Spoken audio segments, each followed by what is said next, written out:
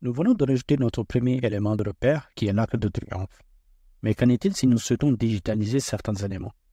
Imaginons que vous travaillez sur un projet avec la ville de Paris, qui souhaite à un moment donné de dire on va réaménager les éléments aux alentours de l'arc de triomphe. Nous souhaitons par exemple digitaliser les axes qui rentrent à l'intérieur de l'arc de triomphe. Et pour cela, vous pouvez donc choisir le premier élément qui sera par exemple d'utiliser un trait, un trajet ou d'ajouter un trajet. Et ce trajet pourra être digitalisé comme une première artère. Ce sera juste un exemple pour vous donner une idée de comment vous pouvez utiliser cet outil pour digitaliser certains éléments, à savoir les routes, les autoroutes, ou tout simplement des éléments sous forme de lignes. Et pour ce faire, vous pouvez donc donner un exemple en disant route 1 ou allée 1. Ça dépend de l'élément que vous souhaitez digitaliser. Et là, vous pouvez soit ajouter une description comme nous avions vu tout à l'heure. Et là, vous pouvez choisir la couleur que vous souhaitez donner à cet élément. Et là, vous pouvez donc choisir cette couleur. Soit on doit prendre la couleur bleue. Puis, vous pouvez donc commencer à saisir les points sur cette allée. Et là, vous remarquerez que le trait il est très fin. Vous pouvez donc rajouter la largeur de ce trait. Vous pouvez donc augmenter ou diminuer ou tout simplement saisir une valeur en mettant 20 par exemple. Et là, vous voyez bien les changements qui s'opèrent automatiquement. Vous pouvez, si vous le souhaitez, rajouter 50 et ainsi de suite. Imaginons que le trait n'était pas les rectilignes. Par exemple, qu'il devait passer d'un chemin à un autre. Et si vous avez rajouté un point, vous pouvez donc le saisir pour le déplacer et le réajuster par rapport à votre besoin. Vous pouvez saisir un point, puis cliquer sur le supprime de votre clavier pour pouvoir supprimer le dernier point que vous avez créé. Dès que vous êtes satisfait, il suffit juste de cliquer sur OK pour valider. Il faut savoir que ces éléments de trajet, que ce soit des autoroutes, des routes ou des lignes que vous avez digitalisées à l'intérieur de Google Earth, vous pouvez les exporter sous autre format qui sera bien sûr pris en charge sur les outils traditionnels tels que QGIS ou ArcGIS. Après avoir travaillé avec les routes, vous pouvez aussi choisir de travailler avec des polygones. Par exemple, vous souhaitez mettre en valeur ou de mettre en évidence un lieu en particulier. Par exemple, un bâtiment. Là, vous pouvez sélectionner l'outil polygone, puis donner un nom à cet élément. Et là, comme tout à l'heure, vous pouvez aussi changer les couleurs telles que vous le souhaitez. Et dès que c'est fait, vous pouvez donc parcourir l'élément en question en sélectionnant un élément particulier, puis de parcourir. Vous remarquerez bien que la forme ou la couleur de mon élément est différente du vôtre. C'est juste que j'ai ajouté quelques éléments de transparence. Et pour ce faire, vous devez donc aller sur ligne. Et à partir de là, si vous changez la couleur, ce sera la couleur de la bordure extérieure de ce polygone. Et ici, vous avez la couleur à l'intérieur de ce polygone. Par exemple, s'il était ici, vous avez aussi les contours en plein contour ou plein. D'accord? Vous pouvez donc choisir le contour. Ce sera uniquement les contours. Donc, l'intérieur ne sera pas pris en charge l'intérieur du polygone.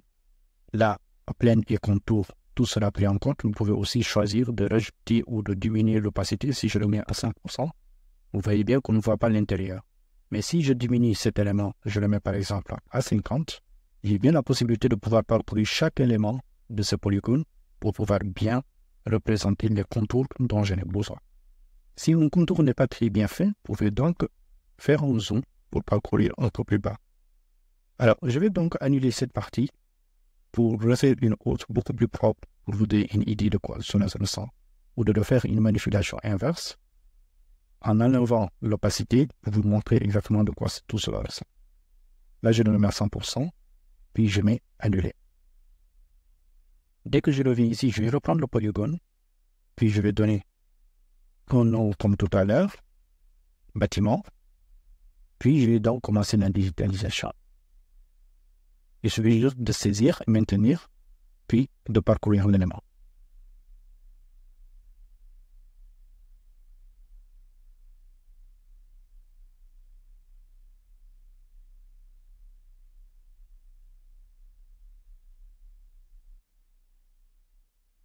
Voici donc le premier élément que nous venons de créer. Vous pouvez donc cliquer pour valider. Puis, vous pouvez aussi saisir un deuxième polygone pour créer cet élément.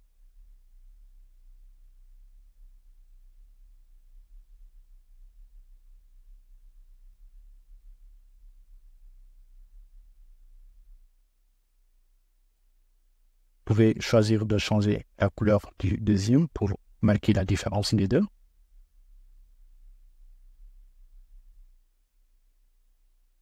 Vous pouvez donner un nom.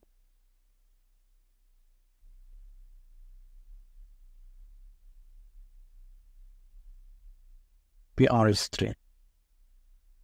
Et là, j'irai encore beaucoup plus dans les détails en prenant le deuxième élément. Et là, je vais zoomer en faisant un zoom avancé sur votre souris. Puis, réactiver, cliquer et maintenir cet élément de polygone. Dès que vous arrivez sur certaines parties, vous pouvez encore relâcher pour refaire un zoom pour voir beaucoup plus en détail l'élément que vous souhaitez représenter.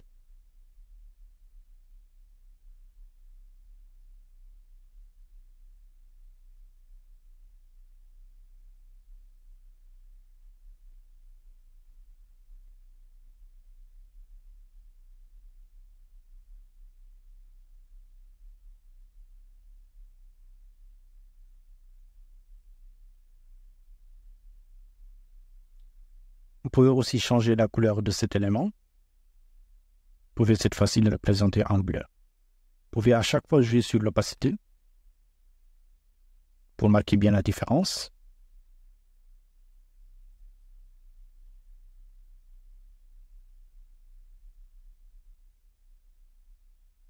Et voilà. Vous pouvez donc sélectionner ces éléments. Imaginons par exemple que vous travaillez au sein d'un bureau d'études ou au sein d'une mairie ou d'une collectivité ou dans votre entreprise.